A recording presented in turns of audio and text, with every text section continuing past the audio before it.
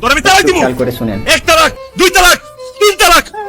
আল্লাহ মনি কি হইছে মা? তুই এখানে বসে জুয়া খেলতেছস, ওদিকে কি হইছে জানো? কি হইছে? তোর বউ তো বাড়ি থেকে চলে যাইতাছে। কি কও মা? একবার যদি বউ বাপের বাড়িতে যায় ওঠে তাহলে তোর নামে মামলা দিব, তোরে জেল হাজতে ঢুকাইবো। তাড়াতাড়ি যা, যাইয়া বউরে ঠেকা। বকুল তুমি কই যাইতেছো? কই যাইতেছি জানি না, কিন্তু আপনারে সাইরা সারা জীবনের জন্য যাইতে না না বকুল, আমি তোমারে যাইতে দিব না। তুমি আমার সাথে যাইতে পারবে না। এখন অনেক সহ্য করছি, আজকে আর না। আমারে যাইতে দেন, যদি আটকান তাহলে কিন্তু খুব খারাপ হইব। যত বড় খারাপ হোক না কেন বকুল, তুমি আমার সাথে যাইতে পারবে না। কোন অধিকার আমি আপনার বাড়িতে থাকবো? এসব তুমি কি কইতেছো বকুল? আমার বউয়ের অধিকার আমার বাড়িতে থাকবা?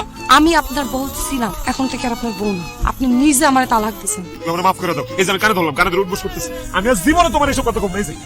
এখন আপনার সাথে থাকলে আমার পাপ হইব, তারপর আমারে যাইতে দেন। আমি তালাক পারি না।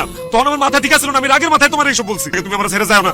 আয় খবরদার, খবরদার আমার গায়ে হাত দিবেন। আপনি এখন একটা বেগানা পুরুষ, পর পুরুষ যদি আমার গায়ে হাত দেয় তাহলে আমার পাপ হইব।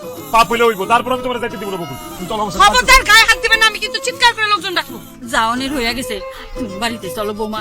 বড় কথা হইতেছে আপনার ছেলে আমারে তালাক দিছে। কি না করছি ওর জন্য? ওরে ভালোবাসি দেখে বাপ পাই কারো কথা না শুনে ওর লগে পালাই এসে ওর বিয়ে করছি। পরে আমি জানতে পারছি যে আপনার ছেলে নেশা করে, জুয়া খেলে। এর আগ পর্যন্ত জানতাম না মা, তারপরও আমি কষ্ট করে সংসার করে গেছি, একটু রাও করি নাই। খায় আসিলাম, না খায় আসিলাম, কষ্টে আসিলাম, মায়ের কথা খাইছি, তারপরও আমি কিছু বলি নাই ওরে ভালোবাসি দেখা। এর বিনিময়ে আমার আজকে তালাক দিল মা। আমার না অনেক কষ্ট হইতেছে বুকের মধ্যে মা। আটকাইলে আমি আত্মহত্যা করতে পারি, আমার প্লিজ আটকায় না, আমারে যাইতে দেন। এই দাঁড়া, কোন সাহস আমার বাড়িতে ঢুকছস? কে তুই? তুমি আমারে চিনো না? আমি তোমার মেয়ে বকুল। বকুল নামে আমার কোনো মাইয়া নাই, আর যে আসছিল সে মরে গেছে। বাবা, বকুল মইরা গেছে। মরে গেছে আমার কথার অবৈধ হয়ে আমার মুখে চুনকালি দিয়া অন্য এক পুলার হাত ধরে পালাই দিয়ে বিয়ে করছে। সেই দিয়ে ধরে নিছি যে আমার ভাইয়া বকুল মরে গেছে, খালি মাটি দেই নাই। আব্বা আমি অনেক অসহায় আব্বা, দুনিয়াতে তোমরা ছাড়া আমার আর কেউ নাই আব্বা। চুপ! যার হাত ধরে পালাই দিয়ে বিয়ে করছিলি, বাপের সম্মান নষ্ট করছিলি, তার বাড়িতে তো জায়গা হয় নাই। তোমার মনে কষ্ট দিয়ে যে মানুষটারে ভালোবাসা গেছিলাম, ওই মানুষটা আমারে তালাক দিছে আব্বা।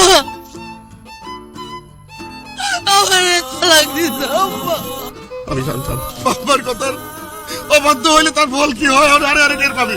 যা, তোর মুখ দেখবার দিলে তুই বাড়ির থেকে বাইরে হয়ে যা। আমার যাওয়ার কোনো জায়গা নাই আব্বা, তুমি আমার একটু তোমার বাড়িতে জায়গা দাও। আমি সব দাসী বান্দির কাজ করবো, মাথায় গুজাটাই দাও আব্বা, আমার আর কেউ নাই আব্বা। রাশেদ ভাই, আমি কই যাবো? পায়ে ধরে আমার একটু থাকার জায়গা দে। আমার কেউ নাই, আমার কেউ নাই। তুই এমন করতে আছিস কেন?